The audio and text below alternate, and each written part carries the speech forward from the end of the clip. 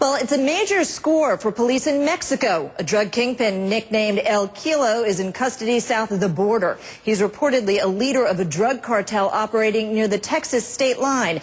He was linked to several mass graves that were recently found. Meanwhile, nobody disputes that cartels in Mexico are responsible for countless murders. But a U.S. congressman says they're not just killers, part of a criminal enterprise. They're terrorists and should be treated that way. CNN's Rafael Romo reports.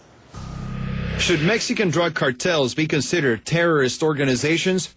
Representative Michael McCaul, a Texas Republican, says they should. And not only that, McCaul has introduced a bill that would add Mexico's 6 dominant cartels to the State Department's foreign terrorist organizations list. This would allow law enforcement agencies to have increased powers to limit cartels' financial property and travel interests and impose harsher punishment on anyone who provides material support to cartels. Responding to the bill in a letter to the Dallas Morning News, Mexican Ambassador Arturo Sarucán fired back, saying, "If you label these organizations as terrorists, you will have to start calling drug consumers in the U.S. financiers of terrorist organizations and gun dealers providers of material support to terrorists." Otherwise, the ambassador wrote, "You really sound as if you want to have your cake and eat it too." At a House Judiciary Committee hearing last month, FBI Director Robert Mueller expressed concern about the danger posed by the cartels. The extreme violence across our southwest border continues to impact the United States, as we saw the murders last March of American consulate workers in Juarez, Mexico, and the shooting last month of 2 U.S. Immigration and Customs Enforcement agents in Mexico.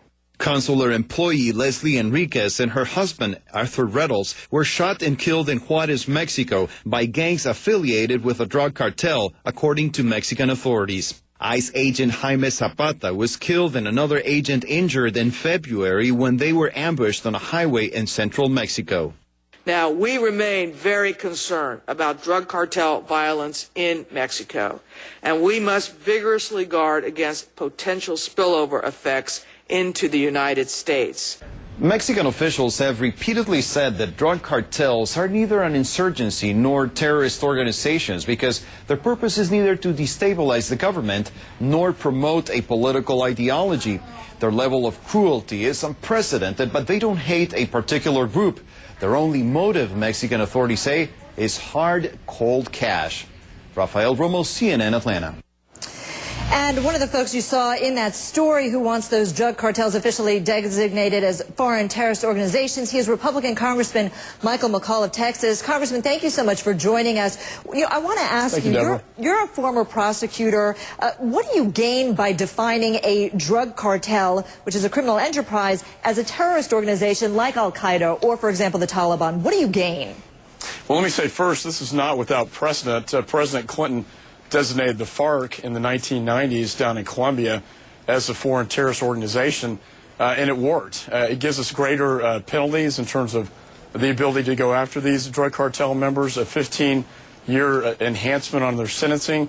We can seize their bank assets here in the United States, and we can deport them even if they're here legally. But I think most importantly, it sends a bold statement to the drug cartels that they're going beyond just being a criminal enterprise and now really are acting as terrorists. And so it would open up the idea that we can treat these drug cartels just like we go after Al-Qaeda and Hezbollah and other terrorist organizations. And I think it gives us a greater ability to work with Mexico more in a joint military fashion. Though Mexico, with all due respect, is not particularly keen on this, what they point out is that, look, drug dealers, drug cartels, they do not operate in any sort of a vacuum. There are the people who buy the drugs, there are the people who deal the drugs. Are those people going to be arrested and charged with material support of a terrorist organization? Do we change the laws here in the U.S. to make that happen as well? Not at all. I respect the ambassador. He's a friend of mine, but he's completely misconstrued the intent of this legislation. It's not to go after the casual drug users. It's to go after the members of the drug cartels. And the Dallas Morning News piece that you mentioned wrote an editorial supporting my position, saying McCaul gets it.